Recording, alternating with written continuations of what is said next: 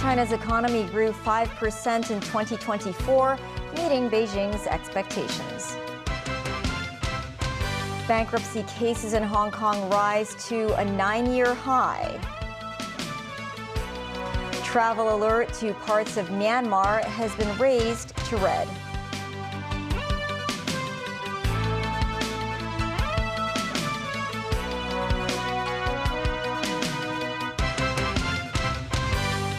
Good evening, I'm Melissa Hekalea, and this is TVB News. For the full year of 2024, China's economy grew by 5%, reaching the government's target. The National Bureau of Statistics described it as a hard-won achievement, but admitted challenges remain because of the uncertain external environment. Jackie Lin reports. China's economy ended 2024 on better footing than expected, thanks to a series of stimulus measures. The National Bureau of Statistics said the domestic economy overcame challenges brought about by the complex internal and external environments. Preliminary data show the country's GDP in 2024 topped 134 trillion won, marking an increase of 5% year-on-year. The Bureau said the basket of measures have helped achieve the target GDP growth while buoying the country's economic, scientific, technological, and overall national strength. 下阶段呢，我们要贯彻落实好。 Kang Yi, director of the National Bureau of Statistics, said in the next stage, China will implement more macro policies to support a stable development and continuous recovery of the economy. Meanwhile, the latest statistics revealed the urban unemployment rate nationwide was 5.1%, marking a slight decline year-on-year. As for the youth unemployment rate, authorities announced that as of last month, the jobless rate of 16 to 24-year-olds, excluding school students, has fallen for 4 consecutive months. 农民工青年人以及就业困难的重点群体呢？ A spokesperson of the National Bureau of Statistics said, while the employment situation is improving, he admits some groups such as young people are facing difficulties in finding a job, with more prominent structural issues in the country's employment situation. He noted more efforts will be dedicated to stabilize the unemployment rate. Jacqueline, TVB News.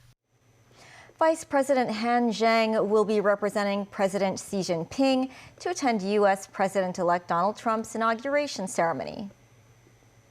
The Ministry of Foreign Affairs announced the central government has accepted Trump's invitation. Han Zheng is set to attend the ceremony in Washington, D.C. on the 20th of this month. The ministry further said China continues to adhere to a policy of mutual respect with the U.S. and hopes to strengthen communication with Washington to foster a more stable and healthy bilateral relationship. In 2024, Hong Kong recorded its highest number of individual bankruptcy petitions in 9 years. Cases of compulsory winding up of companies also reached 15-year highs. The official receiver's office announced there were 781 individual bankruptcy petitions last December.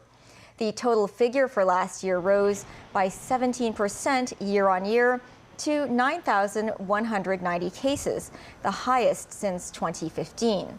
There were 740 cases of compulsory winding up of companies last year. An accounting expert believes the number of bankruptcies will continue for the foreseeable future, owing to factors such as high interest rates.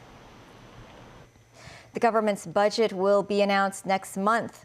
Financial Secretary Paul Chan said authorities will continue to reduce expenditure and see whether there is further space to cut costs. Timothy Lee tells us more. With a consultation for the 2025-26 budget ongoing, Financial Secretary Paul Chan shared his outlook on Hong Kong's economy this year when attending a forum organized by the Chinese General Chamber of Commerce. Chan emphasized there will be comparatively large fluctuations in the market this year as a result of changes in the city's economy, a new administration in the U.S., as well as geopolitical tensions. He reiterated the need to cut expenditure to tackle a government deficit. Chan said he's considering if there's room to cut more than 1% in recurrent government expenditure. Chan said methods of cutting government expenditure include a recruitment freeze for civil servants and effective use of technology to cut down on manpower. Some political parties said the government should cut expenditure by 5% each year. 稅項 Responding to recent reports, the government is considering widening the tax base, chance that some rumors are baseless. He said factors such as the city's competitiveness and post-COVID recovery must be taken into account when considering any increase in taxes. Meanwhile, the FS stressed work on the Northern Metropolis development site must not be stalled. He noted there will be an annual expenditure of around $90 billion on the project for the next few years. Timothy Lee, TVB News.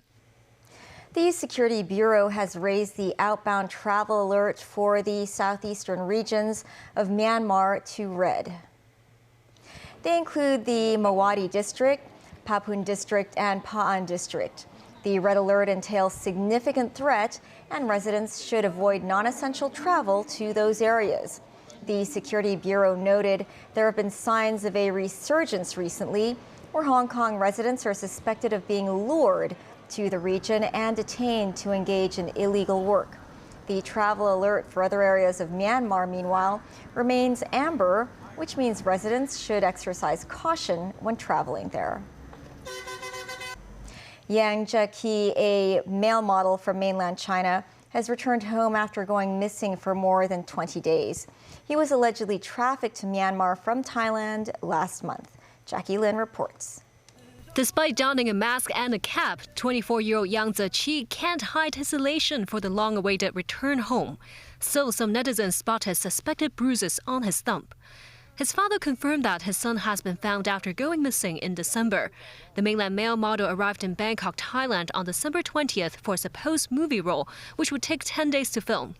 But Yang went missing soon and was last traced near the Thailand-Myanmar border.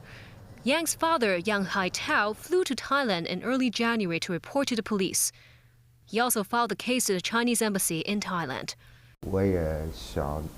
He said he wanted to urge everyone to step up vigilance to prevent similar incidents from happening again.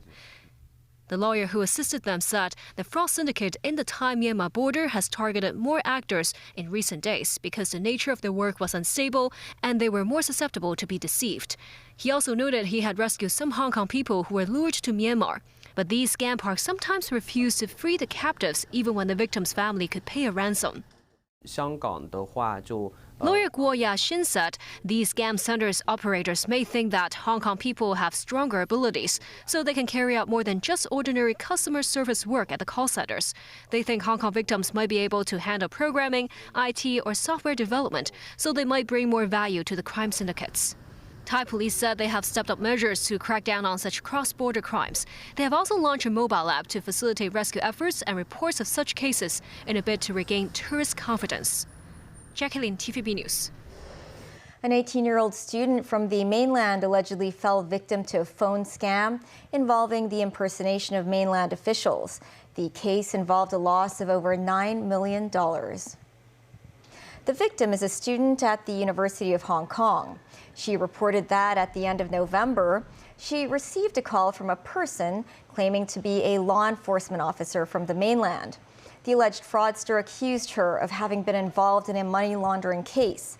Following the instructions by the impersonator, the woman transferred more than $9 million to 3 bank accounts. After losing contact with the caller, the woman suspected that she'd been scammed and reported the incident. The police classified the case as the obtainment of property by deception, with the scammers currently wanted by police. The Office of the Privacy Commissioner for Personal Data noted a more than 40% year-on-year increase in inquiries related to fraud last year. The PCPD said scammers use fake job advertisements and deepfake technology and urged citizens to remain vigilant to avoid falling into traps. The office also said many scams on social media offer attractive overseas jobs with high salaries. It reminds the public to be cautious about sharing personal information with unknown parties. Scammers can impersonate friends or family to trick victims using photos or voice recordings. It's now peak flu season. The government urged residents to get vaccinated as soon as possible, but some reported that most private clinics do not offer nasal flu vaccines. Residents reported that many private clinics listed by the Department of Health as offering nasal vaccines administered through nasal sprays have never provided this service. A private doctor explained nasal vaccines typically became available around September each year, but their shelf life is about 4 months, leading to many expiring by December. Lawmaker Rebecca Chan said she believes the government should enhance outreach services in schools to provide both traditional vaccines and nasal vaccines. This particularly in kindergartens and primary schools, so parents do not need to worry about obtaining vaccines for their children. Still ahead, final countdown to the U.S. ban on TikTok. And Beijing's Palace Museum holds virtual exhibition in Hong Kong.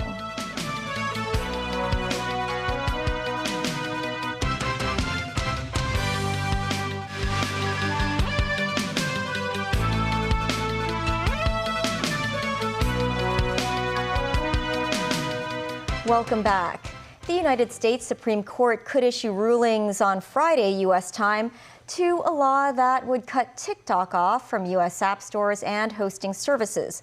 But more and more politicians are calling for the ban to be postponed. Danny Zhou has the story. A notice on the U.S. Supreme Court's website wrote its opinions may be announced beginning at 11 p.m. Hong Kong time, without stating what cases would be decided. Last week, High Court justices heard arguments about TikTok's bid to block the law over violation of the right to free speech under the First Amendment. They are still deciding whether to uphold or overturn the law or pause its implementation. This Sunday is the deadline stipulated in the federal law passed with bipartisan congressional support that mandates TikTok's parent company ByteDance to sell it to a non-Chinese company or face a ban in the U.S.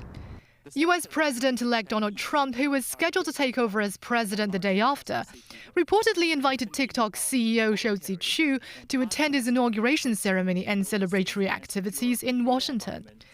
Earlier, the Washington Post said Trump may weigh on executive orders to pause the ban for 60 to 90 days. It's unclear if the orders would survive legal challenges. Trump's incoming national security advisor, Mike Waltz, also said the new administration would keep TikTok available in the American marketplace if there is a viable deal. Waltz indicated that the law allows a 90-day extension when possible divestment sees significant progress.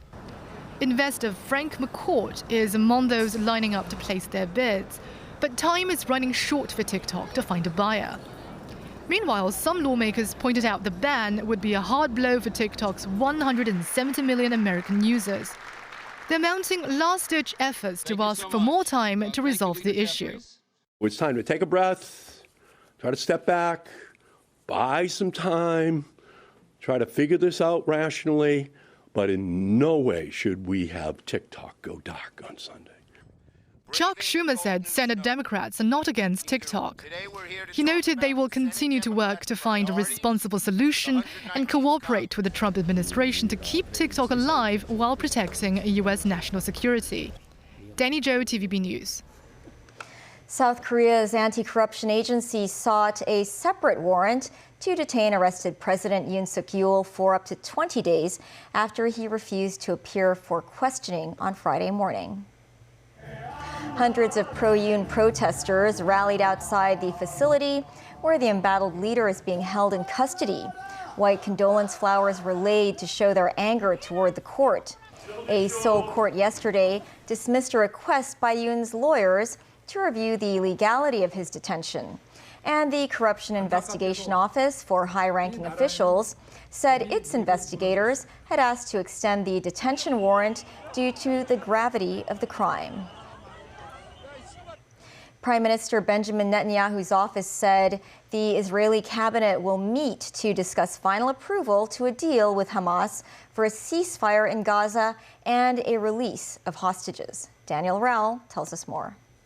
In the early hours of Friday, Israeli Prime Minister Benjamin Netanyahu's office said approval was imminent and the restricted security cabinet is due to meet before a full cabinet meeting to ratify the deal that will be held later. It was not immediately clear whether the full cabinet, which must approve the deal for it to take effect, would meet on Friday or Saturday, or whether there would be any delay to the ceasefire, which had been expected to begin on Sunday. A 24-hour period is usually given to allow appeals to the Israeli Supreme Court. Given the cabinet would not normally meet until Saturday evening, after the end of the Jewish Day of Rest, the start of the ceasefire may be pushed back. Underscoring the potential obstacles facing a final ceasefire, hardliners in Netanyahu's coalition have opposed the deal as a capitulation to Hamas, which runs Gaza. National Security Minister Itamar Ben-Gvir threatened to resign if it is approved. Dozens of hostages taken by Hamas, including women, children, elderly and sick people, would be freed in exchange for hundreds of Palestinian prisoners detained in Israel. It paves the way for a surge in humanitarian aid for Gaza, where the majority of the population has been displaced. Dan Orell, TV News. And back locally, the Lunar New Year fairs will be held at 15 locations across Hong Kong for 7 days, starting next Thursday. The fairs, including the ones at Victoria Park and Mong Kok Flower Market, will be held starting January 23rd to 7 a.m. on January 29th, which is the first day of the Lunar New Year. Around 1,500 stalls selling wet goods, dry goods, and fast food will be set up. Visitors can buy festive flowers, decorations, and spring couplets to usher in the new year. A spokesman for the Food and Environmental Hygiene Department said innovational and technological measures will be applied to monitor the situation. A pop-up exhibition of the Beijing Palace Museum opened today at Tai Kwun in Central, showcasing the ancient treasures and architecture of the Palace Museum through an interactive digital experience. Anip reports. The free exhibition Flash the Palace Museum, a pop-up digital experience, is jointly organized by the Beijing Palace Museum, the Hong Kong Jockey Club, and the Hong Kong Institute of Philanthropy in celebration of the club's 140th anniversary. Held from January 17th to the 31st, the exhibition is the Palace Museum's first pop-up in Hong Kong that provides visitors with the opportunity to experience the palace's artifacts and culture through digital imagery and VR technology. Deputy Head of Digital and Information of the Palace Museum, Zhuang Yu, said the museum's architecture will be digitally recreated so that visitors may feel as though they are walking into the Beijing Palace Museum. Yu also said people will be able to enlarge or spin around 360 degrees the museum's digital artifacts as they please at the exhibition. Deputy Director of the Palace Museum, Hong Wen-ju, said the exhibition is a modern and cool way to bring the museum to people in Hong Kong. She said a highlight of the exhibition is that it reveals the beauty of the Palace Museum's main entrance in all 4 seasons. Secretary for Culture, Sports and Tourism, Rosanna Law, said the exhibition enriches the cultural landscape of Hong Kong. Law said she hopes that this exhibition will help foster a deeper cultural connection between the mainland and Hong Kong. And TVB News. That's the news. Thanks for watching and have a great weekend.